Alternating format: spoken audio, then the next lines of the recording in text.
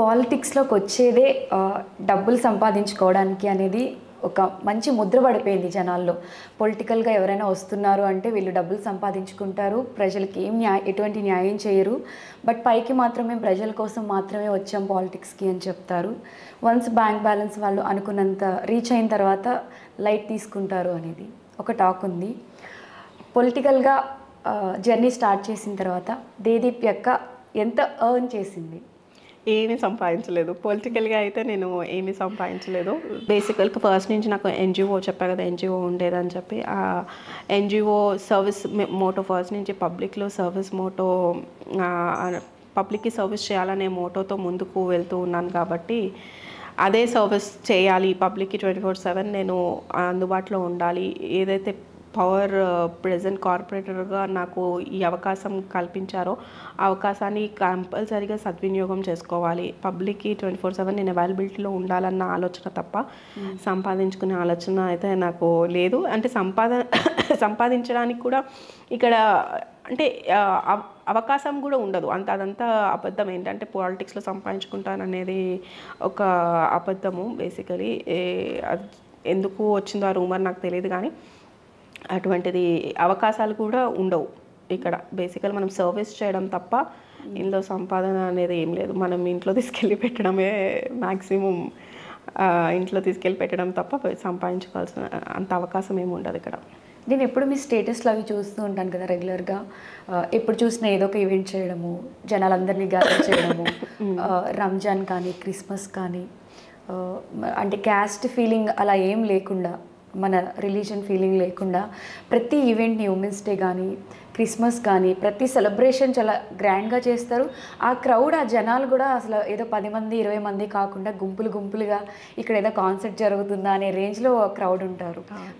Mainly తీసుకుంటే Bathukamma event అప్పుడు కృష్ణకాంత్ పార్క్లో ఒక 5 days చేశారు. ఒక ఈవెంట్ నేను కూడా హోస్ట్ చేశాను 2016 అనుకుంటా. అప్పుడు కూడా నాకు తెలిసి 10,000 మెంబర్స్ క్రౌడ్ ఉన్నారు. సో అవన్నీ ఎలా హ్యాండిల్ చేస్తున్నారు? దానికి మీకు బ్యాక్ సైడ్ సపోర్ట్ ఉందా, లేకపోతే ఓన్గా చేస్తున్నారా? పబ్లిక్ ఆటోమేటిక్గా అలవాటు అయిపోయింది కదా. 8 సంవత్సరాలుగా ఎమ్మెల్యే మాగంటి గోపీనాథ్ గారు ఈ కార్యక్రమాలు నిర్వహించడం స్టార్ట్ చేశారు.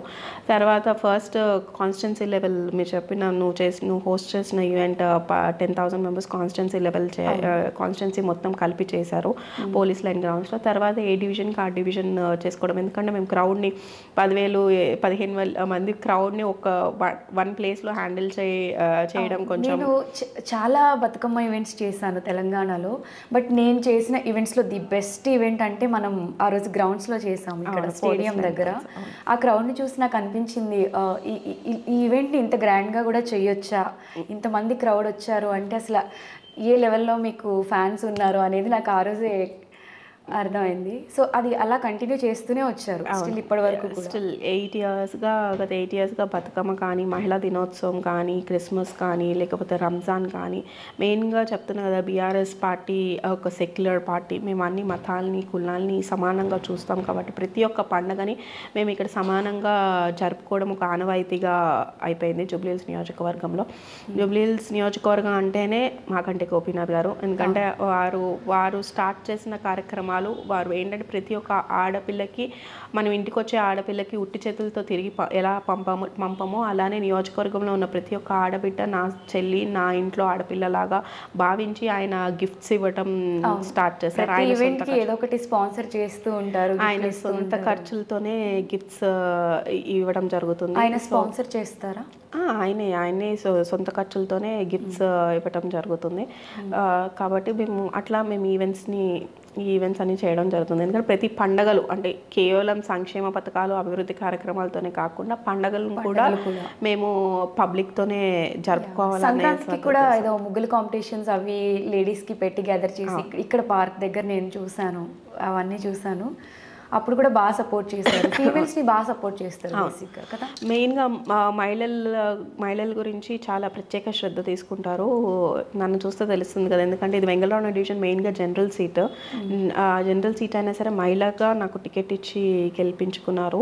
కాబట్టి మహిళలకి ప్రత్యేకమైన ప్రాధాన్యత ఇస్తారు. మాగంటి గోపీనాథ్ గారు ఇస్తారు. అలానే పార్టీ మెయిన్గా మీరు చెప్పారు కదా, ప్రతి ఒక్క పథకం కూడా మహిళ పేరు మీదే పెట్టడం జరిగింది తెలంగాణ రాష్ట్ర ప్రభుత్వం. కాబట్టి మహిళలకి ప్రాధాన్యత ఇచ్చే రాష్ట్రం ఏదైతే ఉందో అది తెలంగాణ రాష్ట్రమే.